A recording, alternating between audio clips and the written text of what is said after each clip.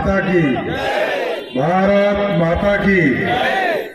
आज इस देश के संविधान दिवस का शुभ अवसर है और जिस संविधान से ये देश चलता है उसी दिन को हम मना रहे हैं। आज ही के दिन डॉक्टर भीमराव अंबेडकर साहब ने, बाबा साहब ने एक पूरी रूपरेखा तैयार की थी कि भारत कैसे चलेगा। और 1950 में 26 जनवरी को जब इसको लागू किया गया,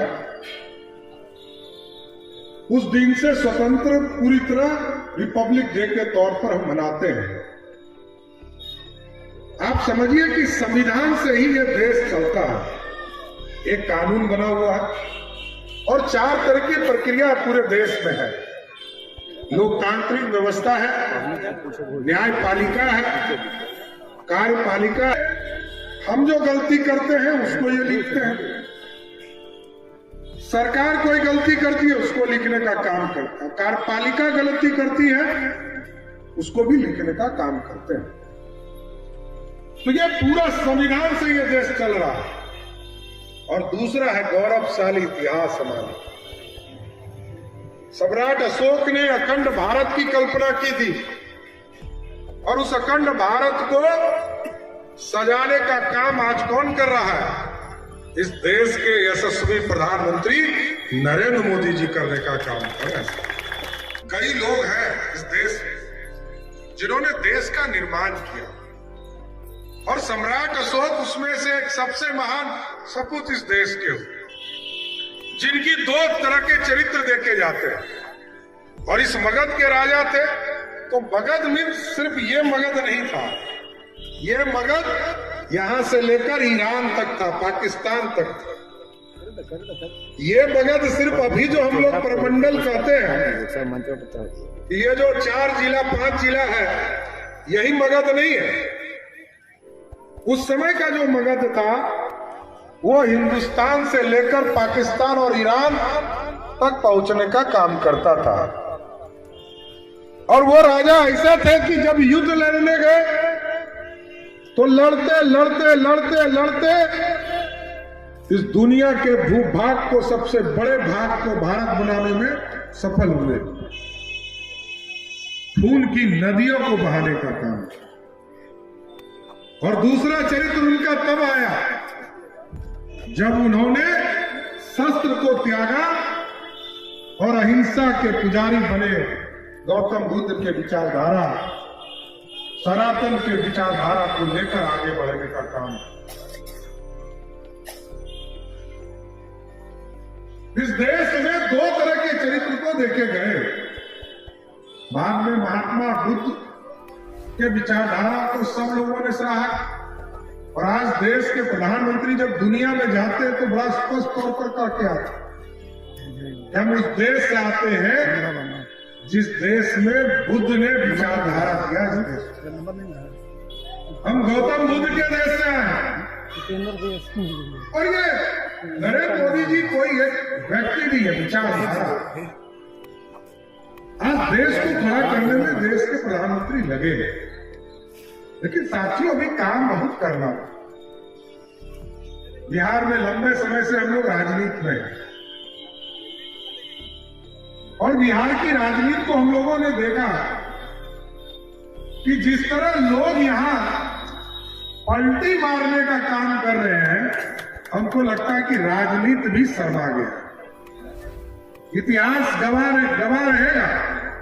जिस व्यक्ति को सबसे ज्यादा सम्मान बिहार की राजनीति में लोग करते थे, वो व्यक्ति ही सबसे ज्यादा अपने आप को पलटासन के नाम से जाने जाते। अब क्या दुर्भाग्य है, 94 में याद कीजिए समता पार्टी का निर्माण हुआ और लघु समाज के लोग खड़े हुए। बीपीपा खड़ी थी, भारतीय जनता पार्टी खड़ी थी। बाद में एनडीए 1996 में आके बना और तब हम लोग जो महागठबंधन के लोग यूपीए थे उसको हराना शुरू किया। लेकिन जब समता पार्टी का निर्माण हुआ तो मूलतः हम लवकुश की पार्टी बोले जाते थे कि लवकुश की पार्टी है। और अभी 2 चुनाव हुए साथियों। एक चुनाव हुआ गोपालगंज में, महागठबंधन जीता। पिछला चुनाव 2015 में महागठबंधन और बीजेपी लड़ी थी मोकामा, वहां हमको 12,000 वोट आया था। और इस बार कितना आया? हमको 63,000 वोट आया। और पिछले बार जब आरजेडी लड़ रही थी 2020 में, तो आरजेडी के प्रत्याशी को 77,000 वोट और नीतीश जी के प्रत्याशी को वहां 43,000 वोट पड़ा। इस बार जब चुनाव हुआ मोकामा में, तो महागठबंधन को 1,000 वोट बढ़ा। इसका मतलब है कि बिहार के जो राजा हैं, उनके राजनीतिक विरासत में 1,000 ही वोट रह गया। दूसरा वोट नहीं है, क्योंकि लवकुश समाज भी अब देश के यशस्वी प्रधानमंत्री नरेंद्र मोदी जी की तरफ देख रहा है।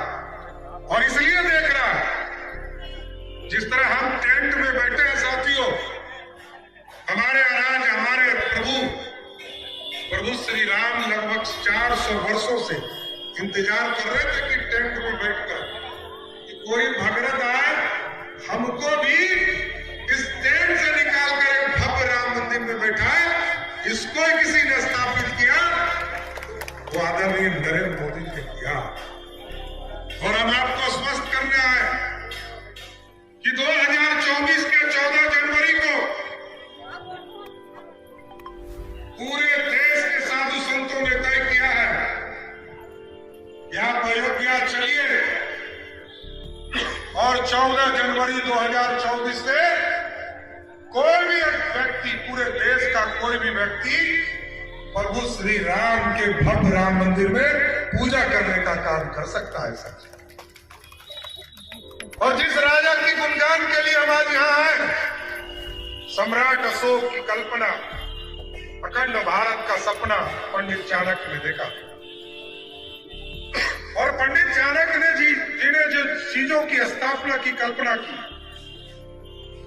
बाद के कालखंड में आजादी के बाद तो तोड़े गए हिंदुस्तान,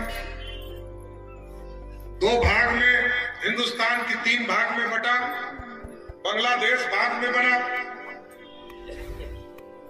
और आज भी कश्मीर हमसे अलग था। लेकिन 2019 में जब आपने वोट दिया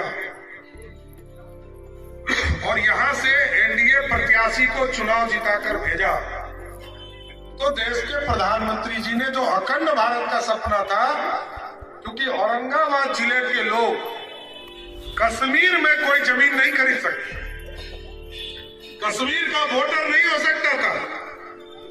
हम दिल्ली जाते हैं, पंजाब जाते हैं, गुजरात जाते हैं, हम बम्बई जाते हैं, 1 साल रहते हैं, उसके बाद अपना वोटर लिस्ट में नाम जोड़ लेते थे। लेकिन हम कश्मीर जाते थे तो ना हमको वहां का लोग पूछता था कि कोई हम हिंदुस्तानी हैं, क्योंकि वो अपने आप को कश्मीरी समझता था।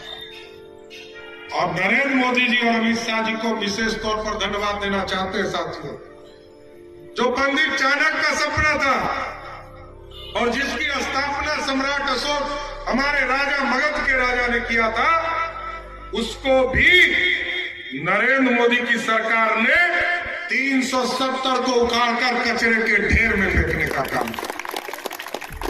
भाजपा के लोग जाते थे, जनसंघ के लोग जाते थे, हम भव्य राम मंदिर में आपको पूजा कराएंगे। और दूसरी जो सबसे महत्वपूर्ण बात है कि आप जो झंडा लेकर भाजपा के कार्यकर्ता, जनसंघ के कार्यकर्ता घूमते थे और कहते थे कि नहीं चलेगा 2 विधान, नहीं चलेगा 2 निशान, नहीं चलेगा 2 प्रधान, उसको, उस थोड़ी को भी आपने जमीन पर उतारने का काम किया। हम जो 1950 में कहते थे वही आज भी कर रहे हैं। सैद्धांतिक तौर पर यह पार्टी कभी नहीं बदली। एनडीए में बने, हमने कॉमन मिनिमम प्रोग्राम भी बनाया, लेकिन कभी ये नहीं कहा कि हम राम मंदिर से हट गए, हम 370 से हट गए।